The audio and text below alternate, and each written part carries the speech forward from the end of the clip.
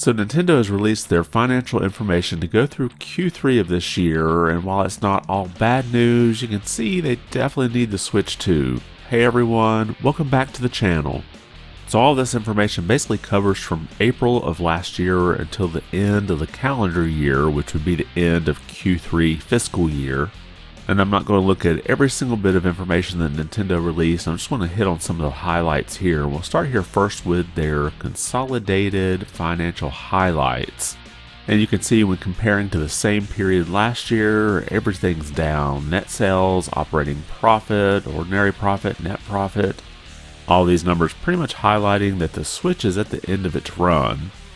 Now in all these sales numbers, there's one more thing that I wanted to highlight, and that's here in the consolidated sales, and I'm not going to go through all the numbers here, but under others you can see a comparison between last year and this year of plus 27.6%.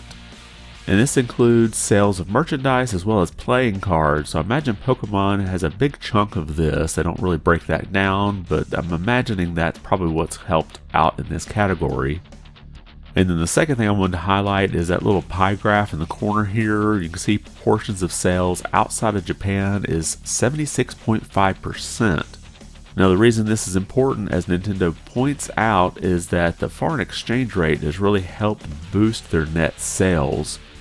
Now I can remember just like 4 or 5 years ago, it usually take about 100 yen to equal 1 US dollar. Well, right now it takes about 155 yen to get there.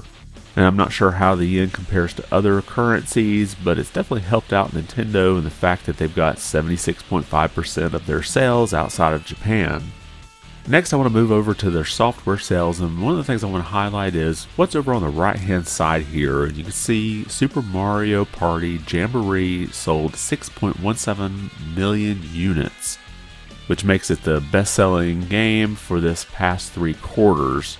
And of course, right behind it is Mario Kart 8 Deluxe at 5.38 million units. You just can't keep Mario Kart 8 Deluxe down. Now I imagine a lot of these sales came from the fact that it was bundled with the Switch for Christmas time. And then next we have The Legend of Zelda Echoes of Wisdom, only did 3.91 million units, and I'm kind of surprised at that. It's a Zelda title, but it's not a big, huge one like, say, Tears of the Kingdom. So I hope Nintendo sees this as a positive. Even though this is not selling as much as, say, Tears of the Kingdom, they still made quite a bit off of this, and I imagine it's going to continue to sell fairly good and should hit 4 million units. And then fourth we have Nintendo Switch Sports at 2.63 million units. So you basically have half of the top 4 games are games that have been out for quite a while. And we'll get on to more of the sales numbers for other games here in a minute. Next, let's take a look at Nintendo Switch hardware sell-through and annual playing users. And on the left-hand side, you can see the sell-through rate. Now, this is just for the periods of April through December.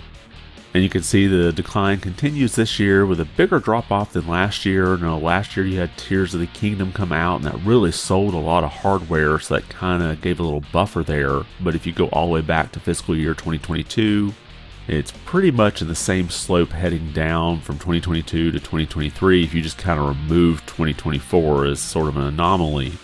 And of course I always point out that the Switch OLED model is the highest proportion of sales every year. Obviously not in 2022 because it came out later in the year. And Nintendo always highlights that the Switch OLED has a lower profit margin, so even though they're moving more units, they're not making as much on each one, which is why I think most likely the Switch 2 won't have an OLED screen in it when it first releases.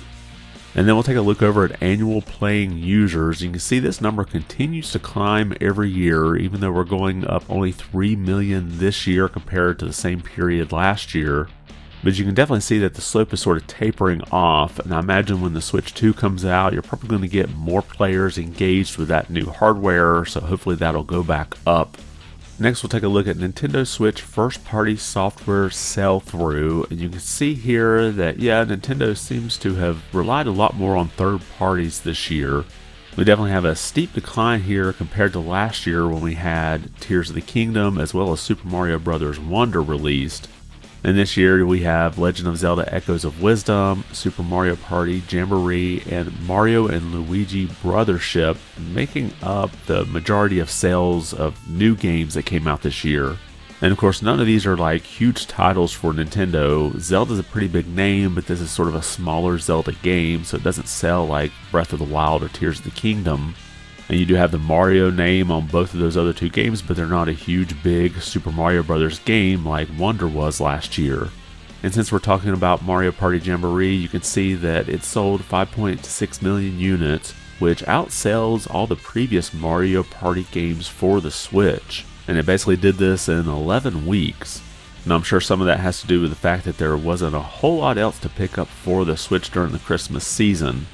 But it's good to see the Mario Party series trending up here, so I imagine we're going to see quite a few more of these on the Switch too. Next, let's take a look at some of the digital sales here, and one of the things I wanted to highlight is, of course, we all know we're sort of heading toward an all-digital future. Personally, me, I like to buy games physical as much as I can. But one of the things I wanted to point out here is that second line here, the proportion of digital sales, and that's actually gone up for this basically 3 quarters when compared to last year. So while Nintendo is moving a little more slowly toward that all digital future, we do have the proportion of digital sales being more than half. Now we'll remember that Tears of the Kingdom came out in the previous fiscal year, and that game sold incredibly well physically, so we'll kind of have to wait and see how next year looks, especially with the Switch 2 coming out. Will more people just jump onto digital versus physical? Now if you're looking at the graph down here at the bottom, you're saying, oh wait, no, this shows that digital sales have went down. Yes, they've went down, but the proportion of sales that are digital has not. This just shows the overall trend and how all of their software sales have gone down, so obviously digital has as well. And then next we have Nintendo reminding us what first-party titles they have set to release in 2025. And of course, Donkey Kong Country Returns HD is already released, but we also have Xenoblade Chronicles X Definitive Edition, Pokemon Legends Z-A, as well as Metroid Prime 4 Beyond. And unfortunately, we don't have a date yet for those last two, just sometime this year they're going to come out, which I still wonder if Metroid Prime Beyond is going to be a cross-platform game, but Nintendo hasn't indicated that just yet. And then next we have Nintendo reminding investors of what they have on the horizon, and obviously Switch 2 is the first thing they come out here with. And they did officially announce the Switch 2 back on January 16th, and here they're reminding that there will be a Nintendo Direct on April 2nd, going more into the Switch 2, as well as the Nintendo Switch 2 experience events that are going to be held in various venues around the world that I was not able to get into. And then we have 2 big theme park openings for Nintendo. You have the new Donkey Kong Country area at Super Nintendo World in Universal Studios Japan, opening on December 11th. And then the one that I'm more excited about, Super Nintendo World, will open at Epic Universe in Orlando, Florida on May 22nd.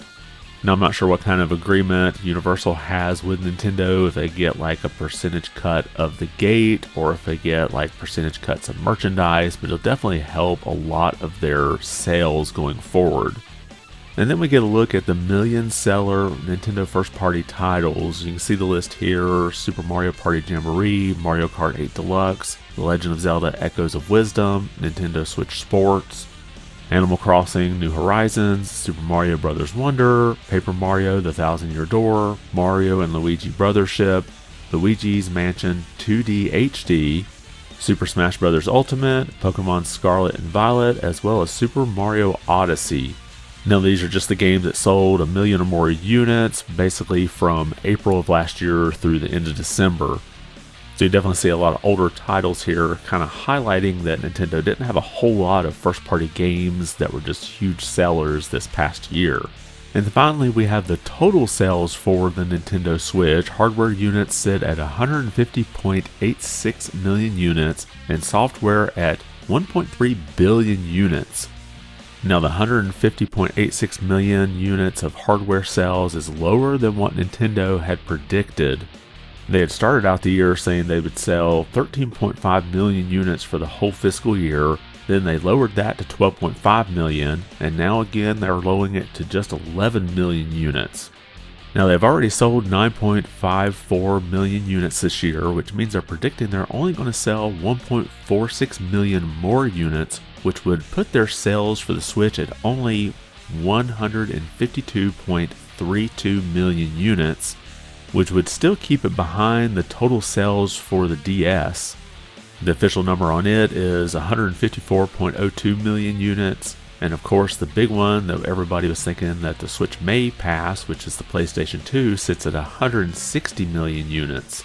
So if Nintendo's prediction of 152.32 million units by the end of March is correct, that means they would need to sell another 7.68 million units of the Switch. Now personally, I'm thinking that the Switch 2 is going to come out sometime in June. So I think it's going to be very difficult for Nintendo to reach that mark. I think pretty much the only way they're going to do that is if they just put a mass sale on different Switch units and try to really get those out the door. But I think there's definitely no way they're going to sell that many units by June. Now the Switch will continue to sell some after the Switch 2 comes out, but the fact that the Switch 2 has backward compatibility, I think we're going to see a larger drop off in sales units for the Switch than we normally see for Nintendo's hardware.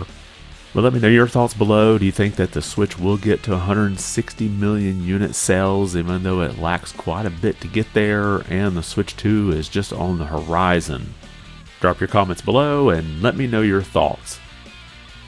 And if you liked the video, be sure to give it a thumbs up. And if you haven't subscribed yet, consider doing so. It really does help the channel out quite a bit. I want to thank you for watching and be good.